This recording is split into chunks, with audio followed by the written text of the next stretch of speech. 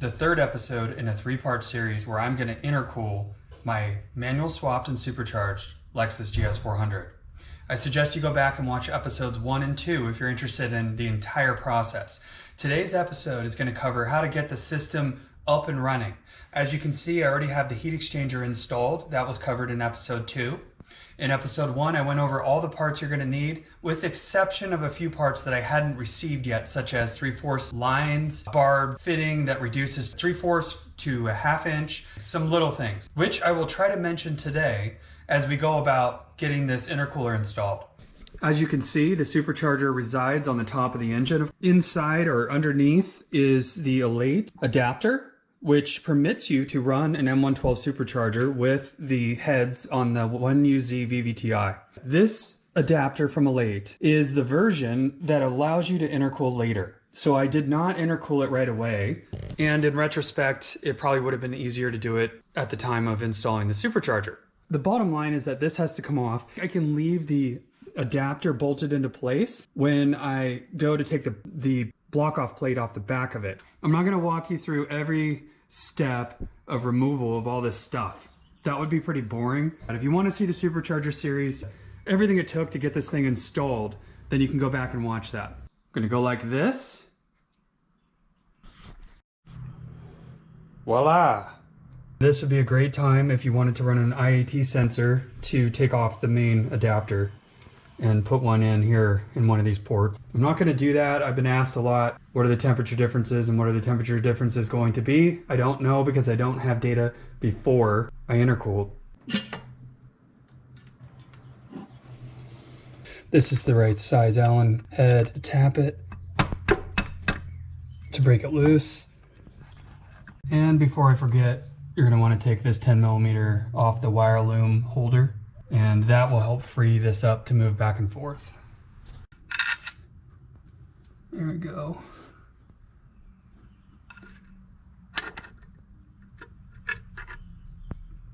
I placed the intercooler core down inside the adapter plate just to prevent things from falling down inside and getting in the heads. Now you'll see it's still wrapped in plastic because it's just a temporary install, but that's how it fits. While I'm waiting for parts, I'm messing around with some other things. I wanted to show you guys the flex when this brace is removed. It's quite a bit of flex there. And one thing I don't like about the flex in this particular location, it really could impact your hood latching mechanism. What you can do is take that old brace and just mangle it. You can see I mangled it pretty good. It will bolt to the bottom of this bumper. It will actually do a nice job of bracing this thing. So that is an option for you guys if you want to do that. I'm going to go ahead and get it cleaned up, painted, and installed so you can see it while I wait for parts. Well, it's not the prettiest thing in the world, but it minimized that flexing a lot. And I just took that little bracket down there and I just kind of wedged it because there's not really a good way to fasten it. But keep in mind, that's all that was intended to do anyway, was prevent the flex this way on this piece. This is all I did. Did a self-tapping fastener up into the bumper. The hoses arrived while I was painting that thing, so that's great. And also down here, this is a relay. Before we enter this next segment, I do want to mention that there are many ways to route your cooling lines. There's many different ways to send the fluid through the heat exchanger and the intercooler and that sort of thing. For your application, unless it exactly matches mine, I recommend checking with your tuner or with Elate. Hopefully you got the stuff from Elate. Check with Travis, shoot him an Instagram message. He's very responsive on Instagram, and ask about your application. My friend has the same setup and he runs his slightly differently. And there's not really an in and out on the intercooler nor on the heat exchanger. That's up for some debate for the heat exchanger because of the way hot fluid comes in and then leaves after being cooled. But I'm going to try to keep this simple, and I'm going to show you all the routing. I'm going to show you how I hooked it up, and then you can do your own research and decide what works best for you. Next, you got to get these fittings in. You got to push this whole wire loom back, and you'll get just enough room to slide them in there. After that, we're going to seal up these threads with thread sealant, and then we're going to run the old blocker plate fasteners in through these holes, and we're going to loose fit this whole thing.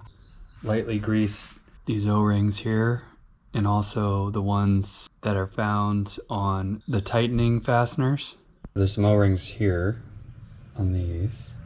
Add some thread sealant to these and then push them out of the way, and then put in the fasteners that are gonna grab the intercooler and pull it towards the adapter. Lightly tighten those fasteners there, and then you're gonna thread these larger ones in. I would recommend putting thread sealant on the two fasteners that are going to pull in the intercooler core to the adapter. Permatex 59214, and I believe it's the equivalent of Loctite 567. 400 degree temperature, and it's a thread sealant. And make sure you shake it up because it settles in transit.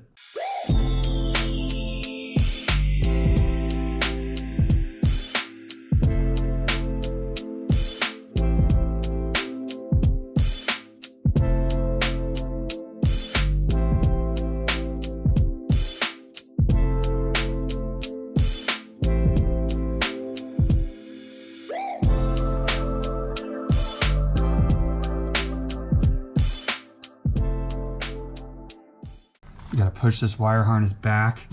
I'm gonna have to figure out how I'm gonna fit those 90 degrees on here. The reason it's a challenge is because of this.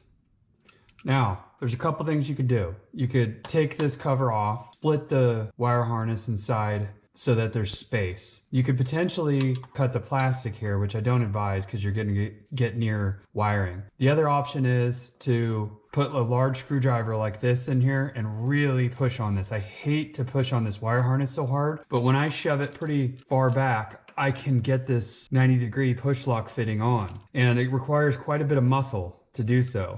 But this is gonna be the hardest part, and then the challenge is gonna be which way this it's gonna face this way towards the passenger side, but it's gonna be really hard to get a hose back in here. Really is a good sign because it'll take it in towards the manifold and away from the harness a little bit. Now I'm not gonna tighten it all the way because I need to figure out which way to turn it, and I need to see if there's a lot of stress on this fitting. I don't want a lot of stress on the push lock. There's a lot of debate about whether using a hose clamp is necessary or not. I did put one on there, but with a low pressure push lock system, you really shouldn't have to.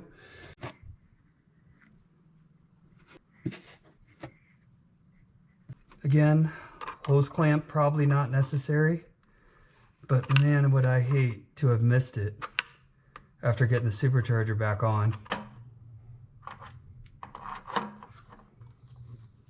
So routing is all finished up on the back of the supercharger plate. Pump out is on top right here, this hose. I have that routed all the way to the intercooler in, goes through the intercooler, comes out right here. Now this is the only thing I'm waiting on at the moment. Because we have a transition from 3/4 to 1/2 inch, I need to get a reducer at my local hardware store. And then what we'll do is we'll reduce 3/4 to 1/2 inch, which goes into the reservoir or swirl tank, and then swirl tank out, down through the fender well and around to heat exchanger in, heat exchanger out to pump feed, which is the top of the Bosch pump. And that is how I have it routed. Again, check with Travis at a late for your own setup and what might be ideal. In the meantime, while I'm waiting to get this part to complete all these routing circuits, we're gonna deal with this, which is the relay. And I'll show you where I'm gonna mount that thing. There's a spot right here. And I'll turn it at a little bit of an angle so I can run some chassis grounds, and then I'm gonna try to find a good spot to get a switch source out of the passenger side footwell. I need a switch 12-volt source, and the rest of it is just getting power from the battery and routing the wiring down in here to the pump itself.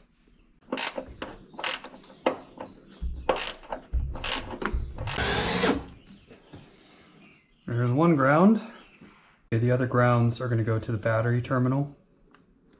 This fused wire here will go to the battery positive. It's of course disconnected. Make sure yours is disconnected as well.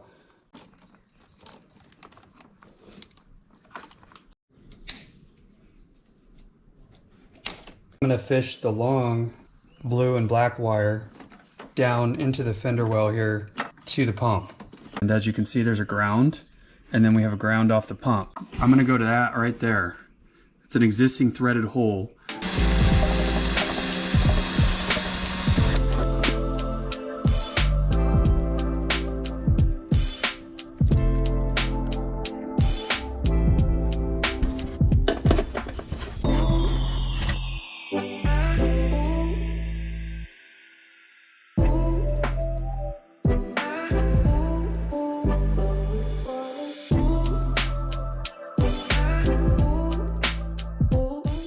you have any concern about corrosion based on where you live and if there's salty roads and that sort of thing, you can take this back apart, or when you initially do it, make sure that you put dielectric grease between these two connections, and then once they're all sandwiched together, you could spray paint everything around to prevent corrosion.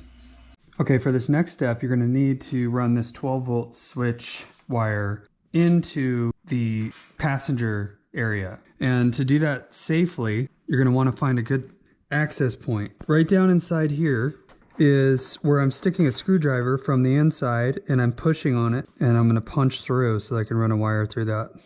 Take that lower kick panel off. Under here, there's no screws or anything. You basically just pop it out. And I want to show you guys where I'm pushing the screwdriver through. Right there. Carefully going around wires and pushing the screwdriver through. And what I'm going to do is take a razor blade to that spot I just showed you on this side and put a little slice in it so that I can run the wire through there. I'm going to use one of these fuse tap things. Remember, don't use these to power your pump. This is just for the 12-volt switch source to the relay. Now the seat heaters are 20 amp and it's shown right there. Consult with your local automotive electrician. Okay, we are ready to start putting coolant in the system. What you want to do now is go back and double check all of your connections. Make sure the hose clamps are all cinched down, barbed fittings, reducers, right? Go through it all.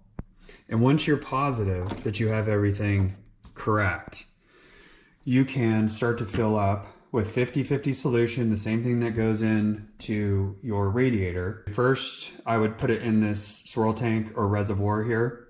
It should funnel down. It will go into right here, and then it will start to go into the tubing that's inside of the heat exchanger. Double checked everything, and I believe at this point, I can get the ignition switch to on, which means I have to re-hook up my battery.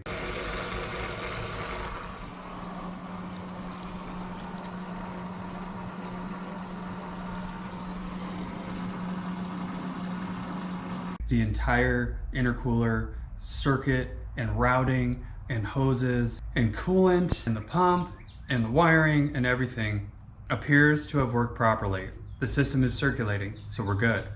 Now, I'll spare you from the details of putting the supercharger back in because it's basically the installation of the supercharger minus the Elate adapter going on. Now, the Elate top plate is going to have to go back on. I'm going to torque those countersunk fasteners to 13 foot-pounds. Aside from that, it's all in my previous video on the supercharger install. So if you need help installing a supercharger, be sure to go back to that video and check it out. After this, I'm going to fire the system back up again, make sure everything is running, everything's good. Then I'm going to put the bumper cover and everything else back together, and we'll get out on the road for a road test. I'll also talk about during the road test some of the temperature reductions that you can expect by going with an intercooled setup versus not. I communicated with Travis at Elate, and he said you can expect 30 to 40 degree temperature reductions, which would be 86 degrees Fahrenheit to 104 degrees Fahrenheit reduction. That's significant. So that's data from Travis. So it's in the low 70s. So I'm not going to have a lot of heat soak issues today or performance issues related to heat.